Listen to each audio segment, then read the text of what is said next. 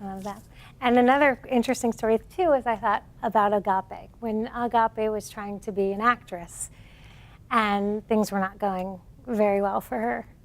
Can you talk a little bit about the bus? You want to tell the story? Okay.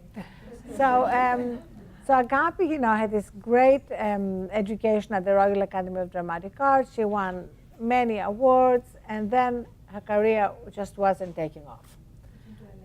She moved to LA. You'll read the full story in the book. But the bottom line is that finally, she was in New York, and she had reduced her ambitions down to being in the chorus in a Greek multi-part tragedy.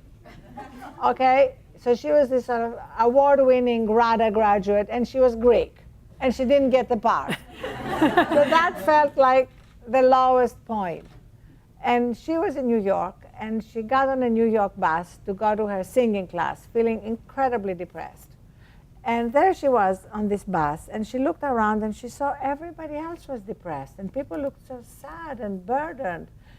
And she was sitting next to this woman who asked her about her life, and she told her what had happened. And she suddenly looked at her, and she said, "Do you want me to do my audition part?" And she actually stood in that New York bus and did her audition speech, which was George Bernard Shaw's Joan of Arc. And the whole bus lit up. And it made her realize that we all have skills and gifts, and maybe this is not the way we make a living.